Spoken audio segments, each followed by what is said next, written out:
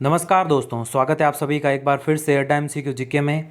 दोस्तों, high court LDC की तैयारी करने वाले विद्यार्थियों के लिए आज एक और महत्वपूर्ण वीडियो यही दोस्तों, जो हमारे पर्यायवाची शब्दों की सीरीज चल रही थी उसमें आज भी हम महत्वपूर्ण 20 पर्यायवाची शब्दों की चर्चा करने वाले हैं। और दोस्तों, पर्यायवाची शब्द बहुत सारे हैं और दोस्तों किसमें से आपके एग्ज़ाम में क्या आने वाला है ये किसी को पता नहीं होता है। तो इसलिए दोस्तों जो महत्वपूर्ण पर्यायवाची शब्द है और लगभग दोस्तों हम 500 प्लस महत्वपूर्ण पर्यायवाची शब्दों को पढ़ने वाले इस चैनल पर। तो अगर आपने इस चैनल को सब्सक्राइब नहीं किया तो इस चैनल को सब्सक्राइब कर लें, पास में स्थित बेल आइकन को दबा लें ताकि समय समय पर आपको नोटिफिकेशन मिलते रहें। और दोस्तों आप हाईकोर्ट एलडीसी की तैयारी कर रहे हैं तो इसमें केवल 3 विषय हैं, जैसे हिंदी है, इंग्लिश है और दोस्तों जीके है। और इस पूरे सिलेबस को दोस्तों इस चैनल पर कवर किया जाएगा आपके, तो आप इस चैनल को ज़रूर सब्सक्राइब करें। तो दोस्तों आते हैं हमारे टॉपिक पर्यायवाची शब्दों पर। और इससे पहले दोस्तों हम 360 पर्यायवाची शब्दों को पढ़ चुके हैं। आज हम 361 से पर्यायवाची शुरू करने वाले हैं। तो दोस्तों 361वां हमारे पर्यायवाची है जल्दी का। अब जल्दी दोस्तों आसान है, शीघ्रता, त्वरा और हड़बड़ी, फुर्ती और उतावली। आसान है दोस्तों, कोई कठिनाई नहीं होगी इसको याद करने में। अब जय, जय यानी दोस्तों जीत, तो ये विजय, ये जीत और फतेह, ये भी सरल है दोस्तों, कोई कठिनाई नहीं होगी इसको भी याद करने में। अगला है दोस्तों जड़ता। अब जड़ता का क्या अर्थ होता है दोस्तों? जड़ मतलब जो स्थिर है या फिर जो मजबूत है। तो यहाँ पर देखिए दोस्तों, स्थिरता, निश्चेष्टा, अचलता, गतिहीनता और निष्क्रियता। तो ये भी आसान है दोस्तों, इसको भी आप रिपीट करते रहिए, ये भी याद हो जाएगा आपको। अब अगला है दोस्तों जड़ के पर्यायवाची। तो जड़ के दोस्तों आपके निर्जीव, अचेतन, स्थावर, अचर और प्राण रहित। अब जड़ दोस्तों पेड़ की जड़ होती है, आप सभी जानते हैं। ये दोस्तों इसकी वर्दी तो होती है लेकिन ये क्या होती है? निर्जीव होती है। क्या होती है दोस्तों? निर्जीव। तो यहाँ पर देखिए निर्जीव, अचेतन, स्थावर, अचर और प्राण रहित। अगला है दोस्तों जलयान। अब जलयान क्या है दोस्तों? जो जल में बहता है या फिर जल का जो वाहन है दोस्तों वो क्या है? जलयान। तो यहाँ पर देखिए दोस्तों ये आपके हो गया जहाज, पोत। आसान है, कोई कठिनाई नहीं होगी इसको भी याद करने में। अगला है दोस्तों जीव। अब जीव भी आसान है, प्राणी, प्राण, चैतन्य, जान और जीवन। अगला है दोस्तों जीभ के पर्यायवाची। तो जीभ का दोस्तों थोड़ा इंपॉर्टेंट है, इसको बार बार थोड़ा रिपीट करिएगा, कुछ एग्जाम में ये पूछा भी गया है। अगला है जीवा, रसना, रसज्ञा, रसिका और रसला और जबान। तो दोस्तों आसान है, ये भी याद हो जाएगा और कुछ एग्जाम में पूछा भी गया है दोस्तों जीव का, तो आप बार बार इसको रिपीट करिएगा। अगला है दोस्तों जगत का पर्यायवाची। तो ये भी आपके इंपॉर्टेंट है, ये भी कुछ परीक्षाओं में पूछा जा चुका है दोस्तों।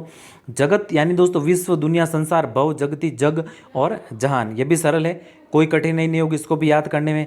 अगला है दोस्तों जन के पर्यायवाची। अब जन का अर्थ है दोस्तों मनुष्य, तो मनुज और व्यक्ति, लोक, नर और लोक। ये भी सरल है दोस्तों, ये भी याद हो जाएगा। अगला है दोस्तों जल के पर्यायवाची। जल आसान है दोस्तों, नीर, सलील, वारी, जीवन, टोय, उदक, पानी, पेय, अम्बु और अमृत। और यहाँ पर देखिए अब, आप, रस और आप। तो ये भी सरल है दोस्तों और इम्पोर्टेंट भी है, कुछ परीक्षाओं में ये भी पूछा जा चुका है। अब अगला है दोस्तों छूट के पर्यायवाची। तो छूट यहाँ पर देखिए रियायत देना, सहूलियत, कटौती, सुविधा और ढील। तो ये भी सरल है, ये भी याद हो जाएगा। अगला है दोस्तों छुट्टी के पर्यायवाची। तो छुट्टी भी आसान है दोस्तों, अवकाश, फुर्सत, रुखसत, विश्राम और विराम।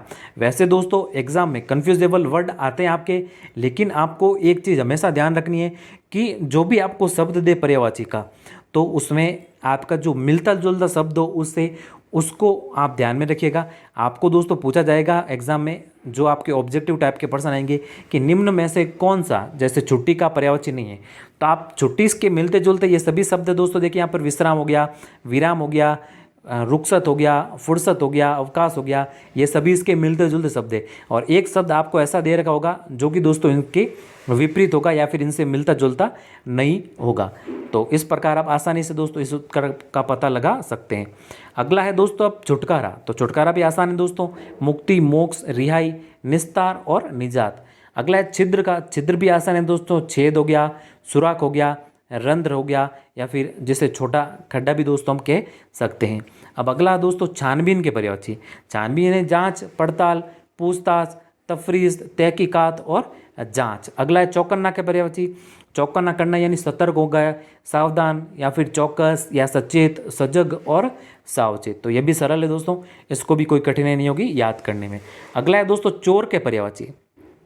तो चोर यहाँ पर देखिए दोस्तों एक देर का है रजनीचर। क्या देर का है दोस्तों? रजनीचर।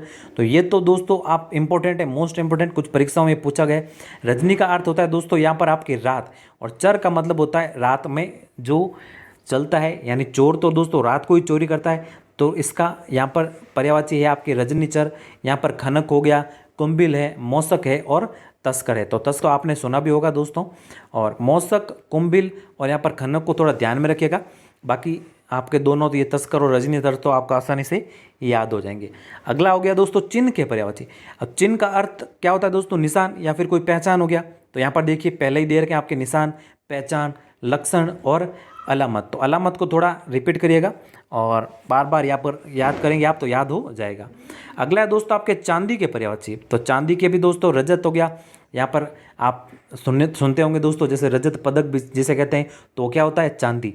और यहाँ पर रूपक हो गया, रूपा हो गया, रौप्य हो गया, कलधोत हो गया, रूप्य हो गया और जात रूप हो गया। तो ये भी दोस्तों थोड़ा कंफ्यूज कर सकता है, इसको आप रिपीट करिएगा बार बार, इंपॉर्टेंट है ये आपके चांदी का पर्यायवाची ये सभी। अगला है दोस्तों चांदनी के पर्यायवाची। तो चांदनी का भी दोस्तों आपके मोस्ट इंपॉर्टेंट है। चांदनी का दोस्तों आपके नाम से पता चल रहा है, चंद्रिका, ज्योत्सना। ज्योत्सना को ध्यान रखिएगा, ये थोड़ा मोस्ट इंपॉर्टेंट शब्द है, बार बार पूछा गया है। कौमुदी हो गया, उजियारा। उजियारा यानी जो रोशनी देता है। हिमकर यानी दोस्तों बर्फ को कहते हैं हिम। क्या कहते हैं दोस्तों? बर्फ को हिम।